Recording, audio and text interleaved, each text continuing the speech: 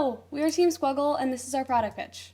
Our team consists of 2 members, August Peterson and Lily McCauley, with our mentor, Jack Perrin.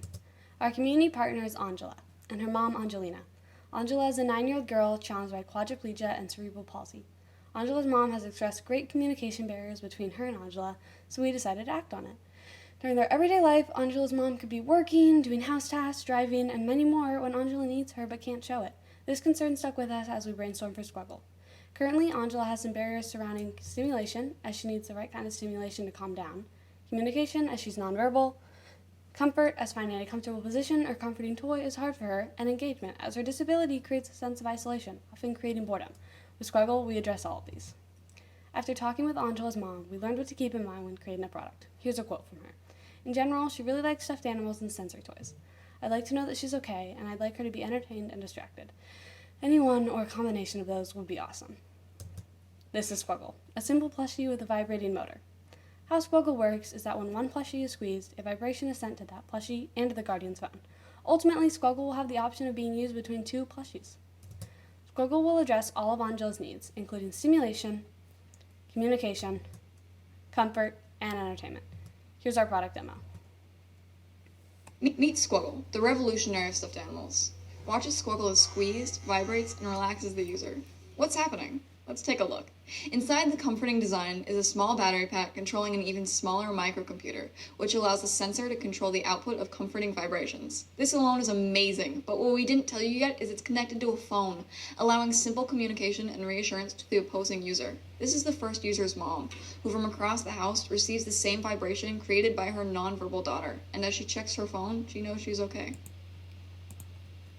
But of course, with a device this deceivingly simple, we have to display a bit more of the complicated side to explain how it really works. We'll start with inputs. When the first device, Angela's, our client's, is squeezed, a pressure and flex sensor is activated, triggering the circuit involving a vibration motor and currently a microbit.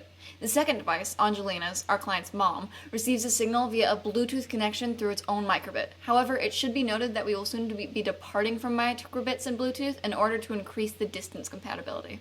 Following that with outputs, when the first device is squeezed, it broadcasts a Bluetooth signal, triggering both devices to vibrate simultaneously. But with all this complexity, we're challenged to filter it simply and through the eyes of the client, which is where user testing comes in. And of course, as with all vitally important aspects of a product, things are bound to go wrong. Upon arrival, several of our prototypes malfunctioned, having issues with sensors and circuitry. However, we still managed to gather enough information with the minimal materials still available, turning a bad situation into a beneficial one. These teachings ended up leading to plenty of pivots and realizations, which we've displayed our client's affirmative to by utilizing quotes from her mom during the session.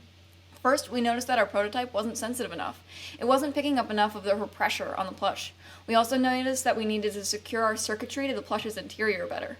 Despite all this, though, we remained confident and were even boosted in our confidence that our product had real potential.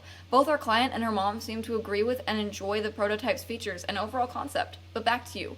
How will we sell your product? Here's Lily with that. This is how our pricing for Squggle is divided up, with our total being $30. Our next steps for distribution are crucial. We would start by creating a Squggle website, then sell to more mainstream online markets, then reach out to schools, physical therapy units, and special education programs. Next, we reach out to websites and stores specializing in disability, and finally distribute to popular stores such as Walmart and Target. And with clientele, Squggle has a massive client reach, from the autism community to friends and many more as seen on screen. Here's back to August.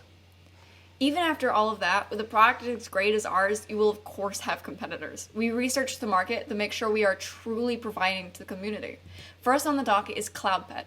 It's a stuffed animal with a communication aspect similar to ours, but it's complicated and not disability friendly and suffers from a huge security concern.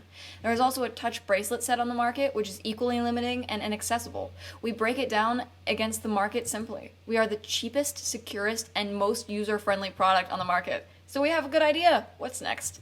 Well, as always, our client is. We want to ensure that we have a prototype she loves, but we'll eventually be transferring to a more advanced software so our clients can be miles apart and still connected.